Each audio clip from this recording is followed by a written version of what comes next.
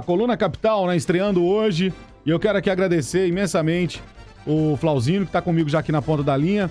Ele vai trazer um assunto muito importante hoje, né? O país só sai da crise com investimentos públicos. Esse é o tema da coluna de hoje. Flauzino, muito obrigado por aceitar esse convite, né, por participar aqui do nosso programa. A gente tem agora um encontro marcado todas as quintas-feiras. Bom dia, seja bem-vindo ao nosso Hora 8 Notícias.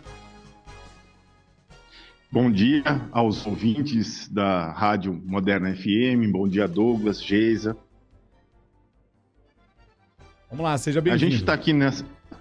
Obrigado aí pela recepção, obrigado aí pela nossa estreia. E espero trazer um assunto importante para todos os ouvintes, né? Que a gente atravessa nesse momento no Brasil, e não é de hoje, uma crise que a gente sente na pele aí, que é a taxa de desemprego. Mais de 11 milhões de pessoas desempregadas em 2019, dá 11% da população economicamente ativa, e o cenário para 2020 não é dos melhores, né? A gente trata aí de um cenário mais otimista, de uma queda do PIB de 2% e uma máxima de queda do PIB de 6%. Isso representa mais desemprego, mais quebradeira, mais sofrimento para o nosso povo, né? Nossa população e para o nosso país. E nesse cenário a gente tem um elemento maior, que é a gripe, né? Do coronavírus, que está alastrando muito mais o sacrifício da sociedade, né? Uhum. E o governo federal, o governo do presidente Bolsonaro, ele vai justamente para o sacrifício dos trabalhadores para que paguem mais pela crise, né? Então, é um sofrimento de falta de pagamento, 4 meses sem pagar, suspensão dos trabalhos. Isso vai acarretar ainda mais na nossa crise. Uhum. Ele prometeu 150 bilhões de reais, mas isso para alimentar a economia, mas isso era um dinheiro que já estava previsto, que era ser no decorrer do ano. Uhum. Só antecipou, no caso. Não era um dinheiro... Ele só antecipou. E o que o Brasil precisa nesse momento é criar mais renda, criar mais condições para que a gente passe pela essa crise, porque a gente pede para as pessoas ficarem em casa para que o vírus não se alastre, então não se propague e não acarrete mais sobrecarga no sistema de saúde. Uhum. Mas como que as pessoas ficam em casa? Né? Não tem justificativa na hora que você coloca um dilema, a saúde e a renda. Então a população fica com medo porque não querem ficar doente, mas também ficam preocupadas com a sua falta de renda, né? O que o governo deveria fazer? Uhum. Dar mais renda para essas pessoas para ficarem em casa. E o Congresso Nacional, a contragosto do presidente, aprovou uma ajuda de R$600 para aqueles que estão desempregados, autônomos, né, numa ajuda emergencial. E que está previsto, cadastrado na Caixa, mais de 72 milhões de pessoas. Nossa. E o governo pagou, dessas 72 milhões de pessoas, pagaram só 3 e 5 milhões de pessoas. Então não pagou nem 5% dos inscritos. Uhum. Você quer fazer uma pergunta, Douglas? Não, o senhor falou sobre a questão do Congresso ter aprovado esse auxílio emergencial no valor de R$600. Aí muita gente pode até se questionar agora, mas peraí, é o governo federal que está pagando. Mas a proposta do Planalto era outra, né? O ministro Paulo Guedes, ele não queria, né, apresentar nada. Ele queria só aqueles 150 bilhões de antecipação, que eu falei. E, por pressão social, ele apresentou uma proposta de R$200. Verdade. E o Congresso que mudou. O Congresso aumentou, triplicou o valor, né, para R$600 até a crise passar. E isso é uma ajuda, não resolve, mas já dá um alento, né, para a população ficar em casa. Então, mas a gente precisa de muito mais. A gente precisa garantir que a renda daqueles que estão no trabalho fique em casa, né? Que os empresários, os micro e pequenos empresários, que corresponde aí com 70% dos empregos do Brasil, consiga pagar o salário dessas pessoas, desses trabalhadores, para ficar em casa. O governo vem com uma ideia de emprestar dinheiro. Emprestar dinheiro, isso quer dizer que tem juro. Né? Os micro e pequenos empresários já estão numa situação difícil, já não estão vendendo, vão se endividar ainda mais. Pôr a faca no pescoço do pequeno empresário. Então o governo tem que ter uma sensibilidade de garantir um salário digno, e por volta de R$2.000, para manter as pessoas em casa, sem cobrar juros do micro e pequeno empresário. Porque muita transfere gente, direto. Muita gente não tá entendendo, né, Flauzino? Tipo, tem muita gente falando, pode questionar, mas espera aí, o governo federal autorizou agora, quem quiser poder, o empresário que não puder pagar, o governo vai pagar a outra metade do salário, mas é como você falou, o empresário ele vai ter que fazer um empréstimo, né, para poder pagar isso. E isso não é bom, né? A gente não quer se endividar. Não precisamos endividar mais a classe empresarial. Então o governo, nesse momento, tem que fazer a parte dele no combate ao vírus, no combate à crise. Não é mandar as pessoas irem trabalhar, é garantir com que as pessoas fiquem em casa, é pelo contrário, né? Então, e vão falar para mim, pô, Flauzino, você tá falando isso, mas da onde que a gente vai pagar isso daí? Verdade. Qual a saída? Né? Qual é a saída? Né? A proposta é uma saída pelo setor público, pelo investimento público.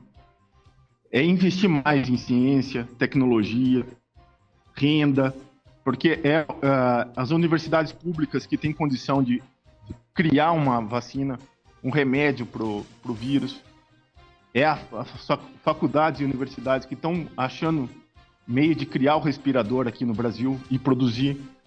Então, é o SUS que precisa ter capacidade operativa, capacidade instrumental de atender as pessoas que vão ficar doentes, né? E as demandas também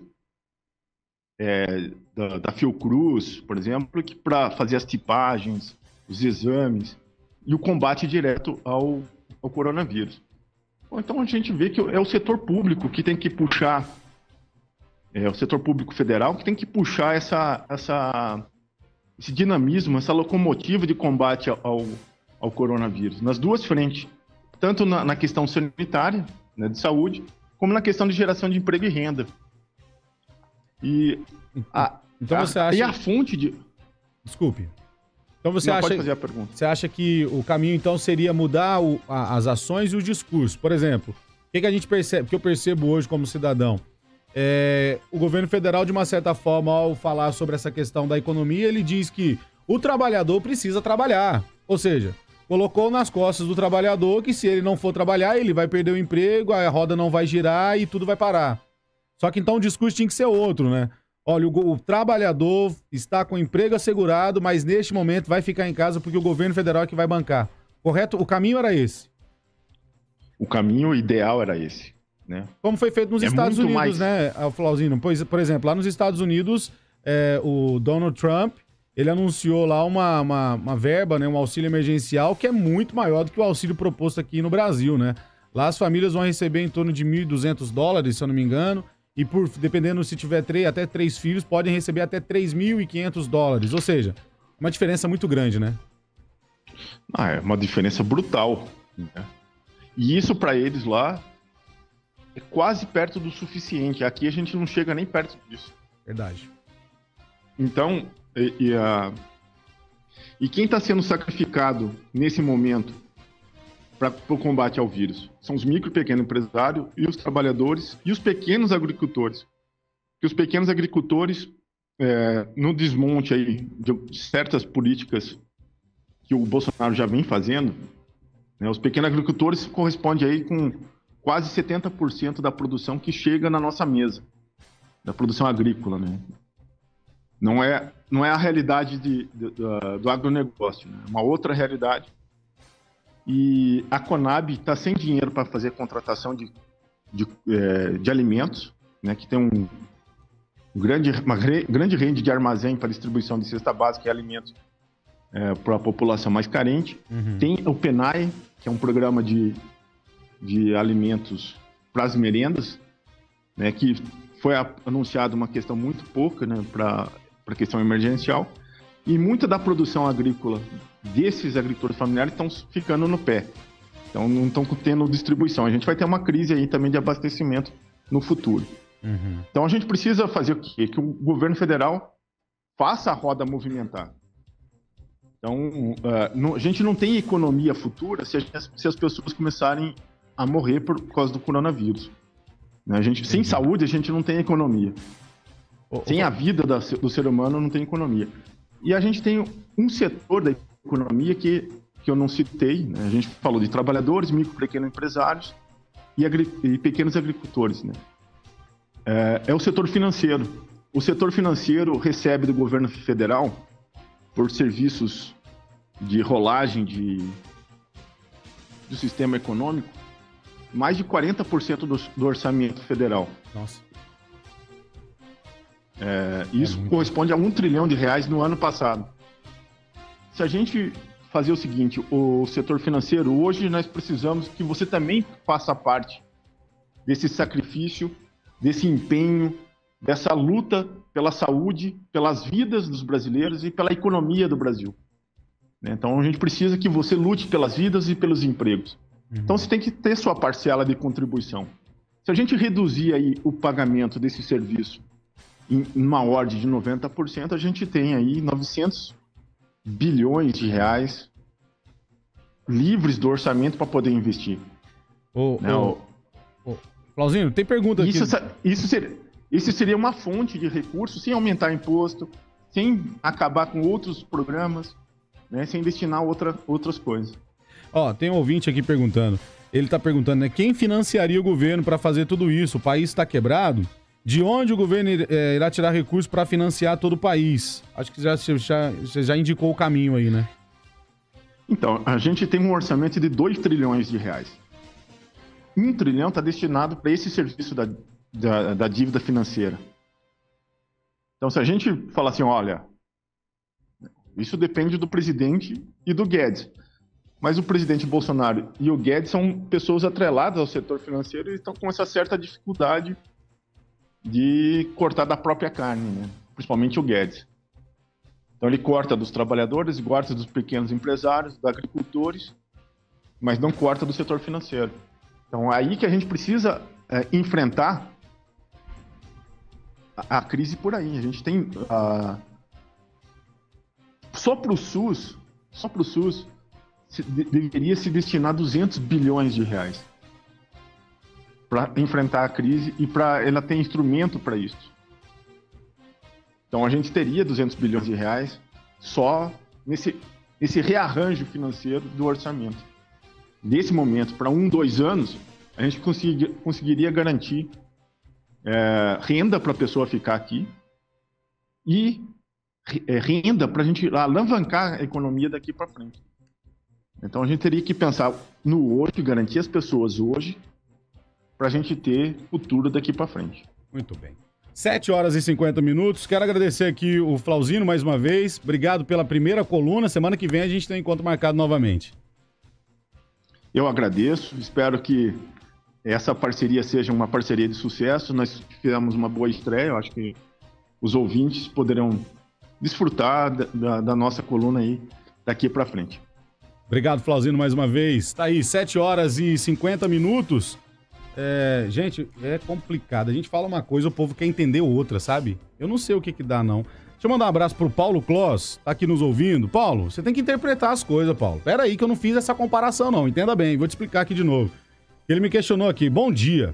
Absurdo querer comparar a economia dos Estados Unidos, a maior do mundo, com a nossa economia, que é uma das menores, e que o país está saindo o maior índice de desemprego da história do Brasil.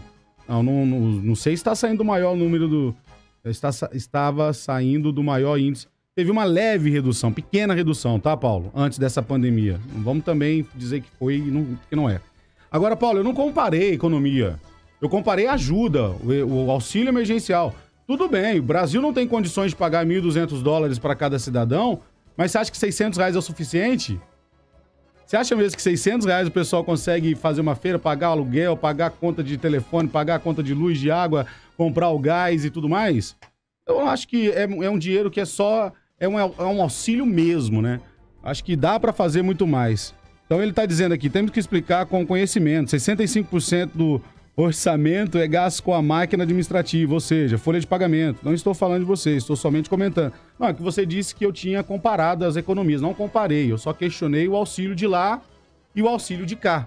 Tá bom, Paulo? Obrigado aí pela sua participação. Eu gosto demais de contar com a opinião dos nossos ouvintes. Até porque eu não tenho a verdade absoluta, né? Nós não somos aqui o dono da verdade. Todas as opiniões são bem-vindas e eu acho que é assim que a gente se vive em democracia, né? E ouvindo especialistas, né, Douglas, consegue aí se criar uma opinião também em cima, né? Exatamente. Então tá aí o especialista em economia, né, participando com a gente, falando que tem como sim o Brasil fazer investimento público pra gente sair dessa crise. O Gilson tá aqui participando. Bom dia também para Pilar Souza. Bom dia para